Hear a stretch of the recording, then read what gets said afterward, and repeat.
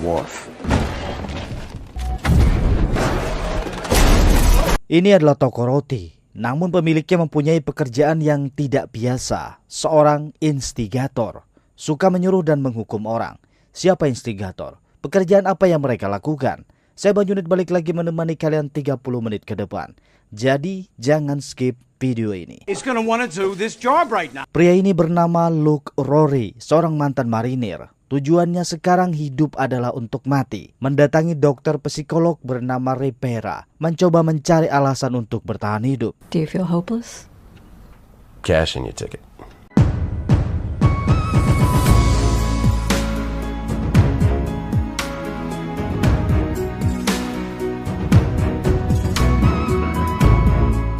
Pria ini bernama Murphy, seorang mantan narapidana. Pagi itu dimarahi karena meminjam anak tetangga untuk mengetes alat pendeteksi alkohol di motornya. Setelahnya, pergi ke sebuah bar mengisi waktu menganggurnya. Pria tua ini bernama Kelly, ayah angkat Murphy. Ia menerima telepon dari seseorang bernama Scalpo yang mencari keberadaan Murphy. Setelah telepon diserahkan, ternyata Scalpo ini menawarkan pekerjaan kepada Murphy, memintanya segera datang ke suatu tempat.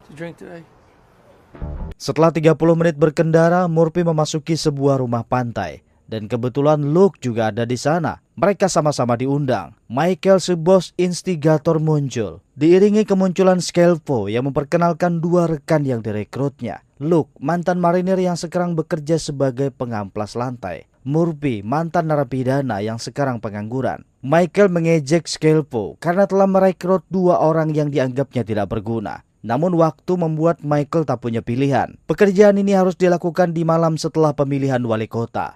Sebuah rencana perampokan, merampok calon wali kota petahana Michele. Sang pemenang akan mengadakan pesta. Dan Michael sangat yakin Michele akan memenangkan pemilihan kembali. Dalam pesta nantinya, semua para pebisnis, mafia dan pengedar harus membayar $500.000 hanya untuk memasuki pesta. Negosiasi paling kotor dilakukan secara legal di dalam pesta tersebut. Tentunya ada banyak uang di sana. 10% dari hasil perampokan akan menjadi milik masing-masing Luke dan Murphy. Namun Luke menjadi ragu, bagaimana jika Michele kalah dalam pemilihan? Bukankah usaha mereka sia-sia? Luke meminta jaminan, bayarannya harus tidak kurang dari $32.480. Jika Michael tidak bisa menjamin, maka dia tidak akan pergi. Bos Michael sangat kesal, ia hanya bisa menjaminkan $32.480 tidak kurang dan tidak lebih. Dengan jaminan itu, mereka sepakat, rencana perampokan pun segera dibuat. Setelah semua rencana dijelaskan, Michael menyuruh Luke dan Murphy keluar lebih dulu. Would you two excuse us for a moment? Smorgasbord for douchebags, man. It's your first job? Something I gotta do. Ia lalu mengancam Scalpo. Jika rencana kali ini masih gagal lagi, maka Scalpo harus membayar dengan nyawanya. Setelah Scalpo pergi, Michael menyuruh bawahannya Richie menghabisi semua orang setelah mendapatkan uangnya. Lanjut sore harinya di stadion. Scalpo kembali menjelaskan rencana perampokannya. Menyuruh Murphy dan Luke mengingat dengan jelas seluk-beluk ruang pesta gedung wali kota. Malam harinya, pengawasan dimulai. Memastikan jam berapa mobil lapis baja memasuki parkiran dan memastikan jenis senjata apa saja yang digunakan penjaga. Alright, it's time. Given instructions and That is what I'll do. We're good. Setelah semua persiapan dan senjata telah didapatkan, mereka bertiga beraksi menggunakan perahu menuju gedung wali kota tempat pesta diadakan. Di langkah pertama ini, kecerobohan Scalpo mulai terlihat. Salah mengambil jalan, membuat perahu menabrak plat besi. Air mulai mengisi perahu, membuat tas besar pembawa uang terendam basah kuyup. Seperti bukan perampokan, tiga orang ini terus berdebat saling menyalahkan sambil memasuki dapur. Sialnya, ada banyak koki di dapur. Mereka hanya bisa menodongkan senjata. What the fuck are you doing? Sorry, I have a gun! Take out your phone, put it on the counter. Kemudian meletakkan semua ponsel yang dimiliki semua orang di atas meja. Murphy merasa bingung kenapa ada banyak koki. Dan salah satu koki mengatakan, Mark Choi menang menjadi wali kota. Benar saja, setelah berangkas diperiksa, hanya ada beberapa ribu dolar di sana. Tanpa pilihan, mereka pun mengambilnya, lalu bersiap pergi melarikan diri. Rencana perampokan telah dianggap gagal. Get the fuck out! Enough.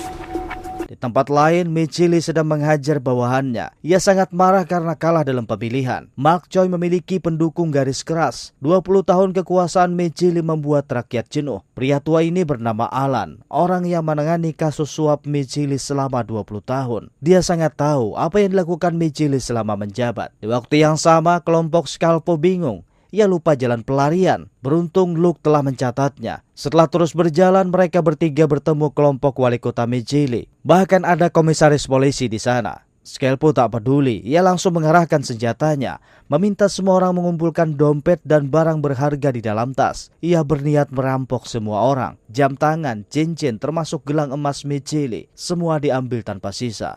Listen, kid, I would consider. Thank you. Don't fucking touch it. Saat dalam posisi tegang, seorang koki masuk mengalihkan perhatian. Komisaris polisi mengambil kesempatan mengeluarkan senjatanya, langsung menembak Scalpo tepat di kepala. Sedangkan Scalpo juga secara refleks menembak tepat mengenai dada komisaris polisi. Mereka akhirnya tewas secara bersamaan. Melihat kekacauan itu, Luke langsung membawa Murphy pergi melarikan diri. Sekarang adalah pukul 6:07. Saatnya melarikan diri menggunakan mobil lapis baja di parkiran. Sial bagi Murphy, ia tertembak di bahunya. Saat Luke memasuki dapur, seorang polisi menghadang di sana. Beruntung, Murphy segera keluar menodongkan senjatanya, membuat polisi itu tak berdaya. Setelah menyelesaikan masalah polisi, mereka segera menuju parkiran dan berhasil melarikan diri menggunakan mobil lapis baja.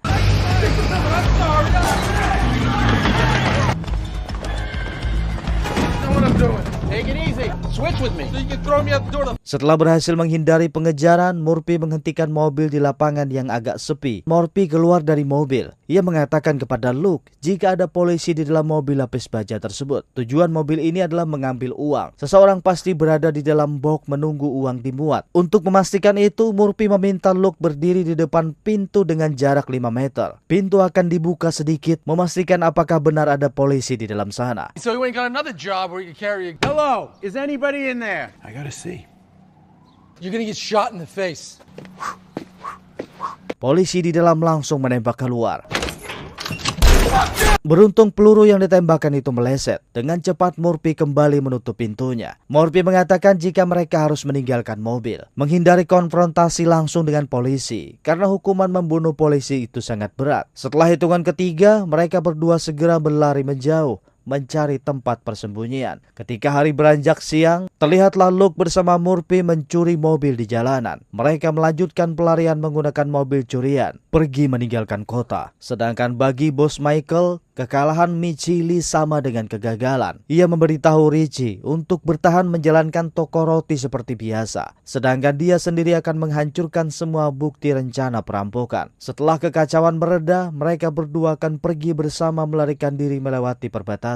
Di waktu yang sama, Inspektur Frank mendatangi Michili, menanyakan siapa yang telah membunuh komisaris polisi. Namun Michili yang masih memiliki kewenangan sebagai wali kota selama beberapa hari tak peduli dengan kematian komisaris. Pelaku telah mengambil gelang emas peninggalan kakeknya. Frank harus membawa kembali gelang itu apapun caranya. Di toko roti, Richie meminta eksekutor bernama Bobby mencari keberadaan 3 perampok, mengambil kembali semua uang yang berhasil dirampok.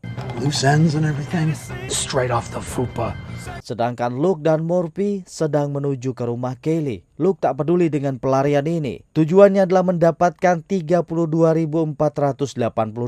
Meski pekerjaan perampokan ini gagal, ia harus tetap menagih janji Michael. Tanpa ragu menghubungi Richie, memberikan lokasi mereka yang berada di rumah Kelly, rumah kayu dengan cat kuning, memberitahu jika Scalpo telah tewas tertembak, sedangkan Murphy terluka, meminta bantuan segera dikirimkan dokter. Mendengar laporan Luke, Richie langsung berjanji akan mengirimkan dokter, tapi itu hanya janji untuk menahan mereka agar tidak pergi. Pada kenyataannya, ia masih menyuruh Bobby mengambil uang dan menghabisi mereka berdua. Tak lama setelahnya, Inspektur Frank mendatangi toko roti. Ia tahu Richie pasti terlibat, memintanya mengatakan di mana 2 perampok yang melarikan diri. Mereka telah mengambil gelang sang wali kota. Bagaimanapun caranya, gelang emas itu harus ditemukan. Jika gelang itu berhasil kembali, kasus perampokan akan selesai tanpa tuntutan. A cop was shot and killed. It ain't nothing. Kembali ke rumah kuning, Luke memberikan minum kepada Murphy yang tertembak di bahu kanannya. Peluru tertanam di sana. Mereka harus mencari dokter untuk mengeluarkannya. Lanjut, Luke mengambil tas pembawa uang, mengeluarkan semua isinya, melihat apa yang telah berhasil mereka rampok. Hanya ada dompet dengan beberapa ribu dolar uang. Ada jam tangan dan ada gelang, hanya itu. Murphy mengambil gelang tersebut dan melihat angka di belakangnya. Setelah menghafal angka tersebut, ia kembali meletakkannya di atas meja, menganggapnya seperti benda tidak berharga. Kembali di toko roti. Setelah mendapatkan permintaan dari Frank, Richie langsung menghubungi Bobby, mengamankan gelang sang wali kota yang telah dicuri oleh dua perampok. Setelah 2 jam mengemudi, Bobby akhirnya tiba di rumah kuning.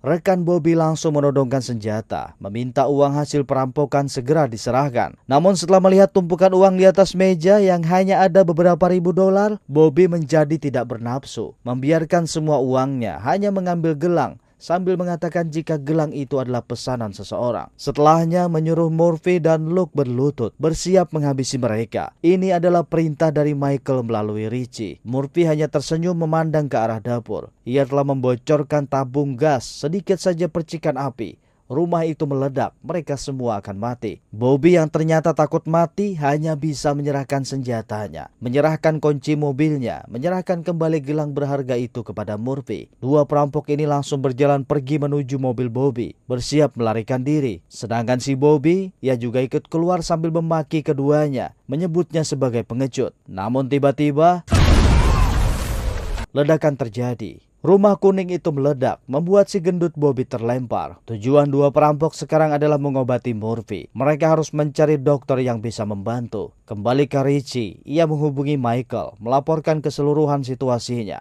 Ia juga melaporkan tentang gelang wali kota. Ini adalah kegagalan total. Jika gelang tidak ditemukan, mereka semua akan mati.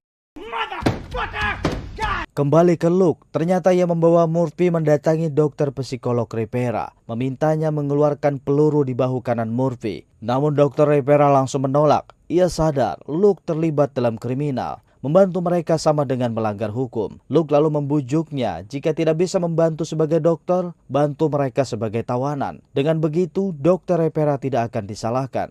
You won't hurt anyone? No, what I gotta do, I will turn myself in. Fine, you are my hostage. Dengan semua alasan itu, dokter Rivera akhirnya setuju, meminta Luke membawa Murphy ke kantornya. Lalu memulai operasi mengeluarkan peluru di bahu kanannya. That lady, a doctor. I'm Dr. Rivera. That's the hole. You have a good energy. Sementara di dalam gedung wali kota, Michele sedang sibuk berusaha membuka brankasnya. Banyak angka kombinasi dicoba, dan semuanya gagal. Bahkan seseorang diminta membobolnya. Semua itu juga tidak berguna. Lemari besi super tebal ini hanya bisa dibuka dengan kombinasi angka yang tercatat di gelang yang hilang. Jika masa jabatan habis dan semua isi brankas belum dikeluarkan, mereka semua bisa masuk penjara. Kembali di kantor Dr. Rivera, Murphy terbangun setelah tertidur dalam perawatan. Menanyakan apakah Luke menyita ponsel milik Dr. Rivera. Luke mempercayainya sebagai dokter psikolognya, jadi ia tidak menyitanya. Namun Murphy berbeda. Ia menyuruh Luke memeriksanya. Jika wanita itu menelpon polisi, mereka berdua bisa celaka. Dan benar saja seperti kecurigaan Murphy, Dr. Rivera telah menghubungi polisi. Luke sangat marah. Ia segera membawa Murphy pergi. Mereka telah dicap sebagai pembunuh polisi. Tak ada negosiasi, yang ada hanya eksekusi. Mendengar semua penjelasan itu, Dr. Rivera merasa bersalah. Ia tak ingin Luke mati. Langsung masuk ke dalam mobil berniat membantu mereka. Bersiap ikut melarikan diri bersama sebagai tawanan. Baru saja pedal gas dipijak, polisi mulai berdatangan. Tapi dengan keahlian mengemudi Luke, 3 mobil polisi berhasil disingkirkan. Namun pengejaran belum berakhir, ada banyak mobil polisi berdatangan. Dan Luke kembali menginjak pedal gasnya melanjutkan pelarian. Bukan hanya mobil, bahkan helikopter dikerahkan dalam pengejaran. Namun semua pengejaran itu sia-sia. Luke berhasil mengecoh mereka memasuki terowongan.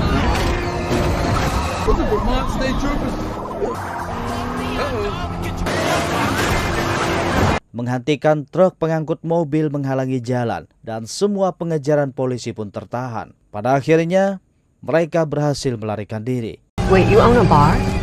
Yeah, you probably did. I think we got you covered. Di satu rumah di padang salju, Richie mendatangi Michael, membawakannya pakaian penghangat. Mereka bersiap melarikan diri, sedangkan Michael sendiri sedang membakar berkas yang menurutnya berbahaya. Tujuan mereka sekarang adalah melarikan diri sejauh-jauhnya melewati perbatasan. Sementara Murphy mengajak Luke dan Rivera bersembunyi di dalam bar milik Kaylee, menerobos masuk lewat jendela. Son you never had or never wanted. But so what do? Can you prescribe medication? Rory receives excellent treatment. Thank God. There's no have to. I keep healthy boundaries. Yeah, we just take whatever help you can give us. Namun belum lama mereka bisa bersantai, mobil barakuda detektif Frank muncul di depan bar. Frank sendiri turun memeriksa sekeliling bar. Sedangkan di dalam bar, Murphy mematikan lampu, meminta semua orang diam, mengajak mereka bersembunyi di gudang bawah bar. Did you lose a patient? Is that it? You don't know These anything. guys see something. Dan kebetulan saat Frank menemukan pecahan kaca jendela, Kaylee muncul bersiap membuka bar. Dan tentu saja dengan bantuan pemilik bar, Frank berhasil menemukan mereka semua. Di luar, polisi sudah mengepung, tak ada lagi jalan pelarian. Sedangkan Kaylee hanya bisa pergi sambil mengatakan jika bar itu telah diasuransikan. Tak punya pilihan, Harvey menyerahkan gelang itu kepada Frank. You're underpaid. I don't think he's here to arrest us. Karena sedari awal, gelang itu adalah tujuan Frank. Ia berjalan mengajak Dr. Rivera keluar setelah mendapatkan gelangnya, meminta Murphy dan Luke meletakkan tangan mereka di atas meja, membiarkan petugas menjalankan tugas mereka. Harvey tersenyum. Kaylee telah mengatakan asuransi. Secara tidak langsung telah memberinya jalan keluar. Bukannya menyerah, ia malah menyiapkan peledakan bar menggunakan tabung gas. Setelahnya, Luke dan Murphy berhasil kabur. Sekarang berada di dalam bis kota. Tujuan Harvey melarikan diri ke Montreal, mengajak Luke pergi bersamanya. Namun Luke malah mengajak Murphy merampok bank. Ia harus mendapatkan $32.480 untuk membayar hutang biaya sekolah putranya. Setidaknya sebelum dia mati bisa melakukan sesuatu untuk putra tercintanya. Murphy tentu saja tidak setuju. Ia tak mau masuk penjara. Merampok bank tidak semudah memasuki toko makanan. Harus ada rencana dan pengenalan wilayah perampokan. Yang terpenting dari merampok adalah cara memasuki dan cara melarikan diri. Namun perhatiannya teralihkan kepada penumpang yang baru memasuki bis. Membawa poster lukisan wali kota Mechile memegang kantong uang. Mulailah ia terpikir, angka di gelang itu mungkin kombinasi kode brankas. Dan brankas itu berada di kantor wali kota. Pastinya di dalam brankas itu terdapat banyak uang. Sekarang masyarakat sedang berdemo. Bisa digunakan untuk pengalihan perhatian. Dan ini adalah kesempatan terbaik untuk merampok wali kota. Dengan membuat sedikit kekacauan, mereka pasti bisa masuk. 20 tahun penyuapan, berapa banyak uang yang disimpan wali kota Mechile? Mungkin itu ada ratusan juta dolar. Rencana dibuat dan target telah ditentukan. Luke sekali lagi merampok untuk $32.480. Sedangkan detektif Frank berjalan menuju ruang kantor wali kota Mechile, menyerahkan gelang itu kepada Alan. Tugasnya sekarang sudah selesai. Segera pergi menuju kafe untuk bersantai. Di tempat lain, Luke dan Murphy memulai rencana mereka mendatangi kantor pemadam kebakaran, menyamar sebagai pegawai pemadam kebakaran, membawa satu tank bahan bakar berisi bensin, memasuki jalur kereta bawah tanah yang berada tepat di bawah gedung wali kota. Kemudian Murphy memasukkan bahan bakar itu ke dalam saluran septic tank, lalu membakarnya. Beberapa detik kemudian, listrik padam. Alarm kebakaran di gedung wali kota menyala. Sedangkan wali kota Mechile saat itu sedang mengemas isi berangkasnya. Ia terhenti dengan pemadaman itu. Di waktu yang sama, mobil pemadam kebakaran melaju dengan cepat mendatangi gedung wali kota. Luke dan Murphy ikut menyelinap masuk bersama para pemadam tersebut. Bersamaan dengan itu, polisi mulai menyarankan evakuasi kepada wali kota Mechile. Tiba-tiba, air menyembur dari sensor kebakaran. Demi keselamatan, petugas polisi menyeret paksa sang wali kota keluar. Sekarang, berangkas yang berisi uang serta berkas berharga tertinggal di sana. Alan, orang yang menemani wali kota selama 20 tahun, disuruh tinggal menyelesaikan pengemasan uang. Take fireman, take the stairs. What the fuck are you two doing? Hurry up. Hurry up. I can fucking break, guy.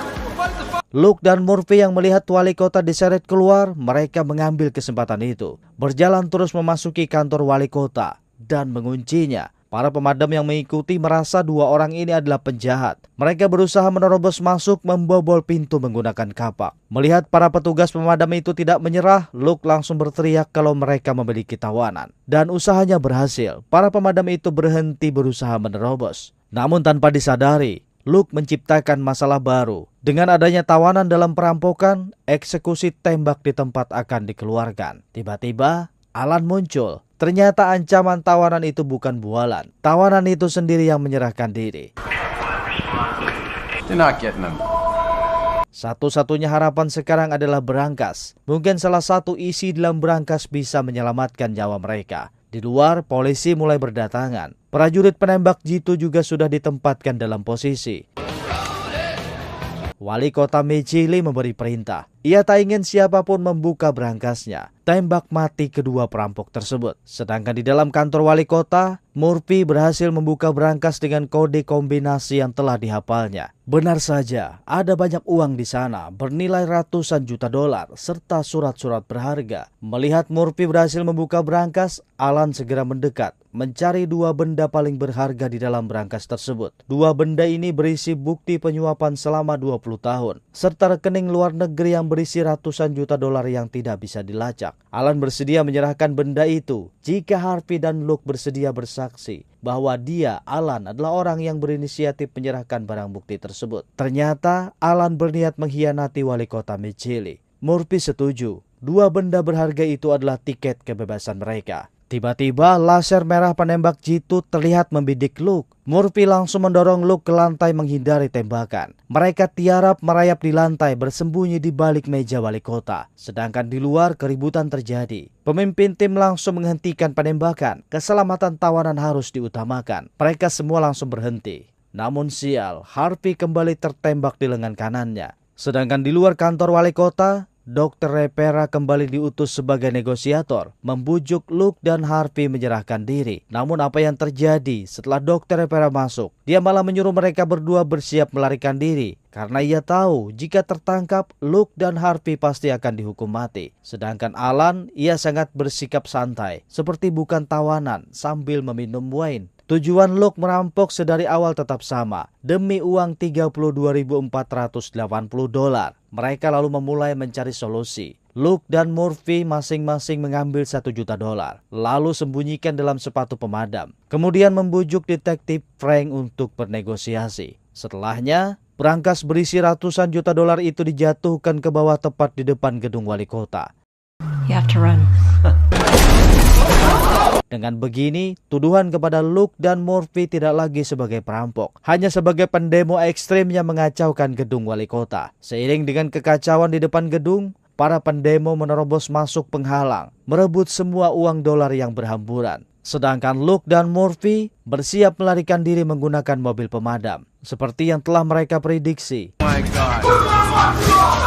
They're gonna let us right in. Coming through, freedom. We're gonna march you off. Tiba-tiba mobil barakuda muncul. Ini adalah Frank. Bukannya takut, Luke malah dengan tertawa mengajak detektif Frank untuk beradu mobil. Dan dengan keahlian mengemudinya, Frank berhasil menghentikan mobil pemadam tersebut. Mereka berdua tertangkap oleh Frank, tetapi hanya ada Frank di sana. Murphy langsung menawarkan kesepakatan, menyerahkan dua benda bukti penyuapan selama 20 tahun, serta rekening luar negeri berisi ratusan juta dolar yang tidak bisa terlacak. Frank bisa mengambil dua bukti tersebut dengan syarat kebebasan mereka. Ia juga meminta detektif Frank menyembunyikan 2 juta dolar milik mereka berdua ke tempat yang aman. Sehingga nanti jika mereka dibebaskan, ada sedikit uang keberhasilan. Ini sama-sama tidak merugikan. Frank juga pasti akan mendapatkannya dari wali kota baru. Setelah kesepakatan dibuat, Luke dan Murphy ditangkap. And never have to pick out an outfit again. Di waktu yang sama, wali kota Mejili yang bersiap melarikan diri ke luar negeri juga berhasil ditangkap. Sedangkan wali kota Mark Chow, ia bertugas di hari pertamanya. Komisaris polisi baru menyarankan dua benda bukti suap mantan wali kota Mejili. Komisaris polisi baru menyerahkan dua benda bukti suap mantan wali kota Mejili. Di dalamnya berisi ratusan juta dolar uang di rekening luar negeri yang tidak bisa terlacak, beserta semua bukti suap selama 20 tahun. Jika bukti diungkapkan, ratusan juta dolar itu akan lenyap, akan menjadi milik negara. Tapi jika kasus ini ditutup dan 2 perampok itu dibebaskan, ratusan juta dolar itu akan menjadi milik mereka. Siapa yang tidak tergiur dengan uang sebanyak itu? Pada akhirnya, wali kota Chow memilih membebaskan Luke dan Murphy, menganggap mereka hanya sebagai pendemo ekstrim. Tentu saja, uang 1 juta dolar telah diletakkan di dalam mobil dan motor mereka berdua. Choi chose to count his change. I don't remember you laughing. I laughed.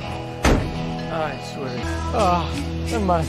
Dengan uang 1 juta dolar, ternyata Murphy pergi mendatangi Dr. Rivera. Ia menyukainya dan Dr. Rivera juga menerimanya. Sedangkan Luke dengan uang 1 juta dolar, ia kembali percaya diri menemui putranya, membayar semua hutang pendidikannya, menemukan kembali alasannya untuk hidup.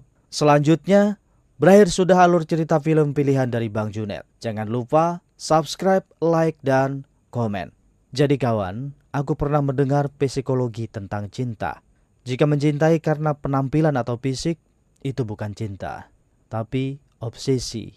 Jika mencintai karena kebaikan, itu bukan cinta, tapi kekaguman. Jika mencintai karena pandangan pertama, itu bukan cinta, tapi gairah. Jika mencintai karena dia mencintaimu, itu bukan cinta, tapi empati. Jika mencintai karena harta atau uang, itu juga bukan cinta, tapi ketertarikan. Namun jika kamu bingung kenapa mencintai bahkan sampai rela berkorban, maka sudah dipastikan itu yang sebenarnya cinta. Tanyakan pada hati, cinta seperti apa yang sedang ada di hati kalian sekarang.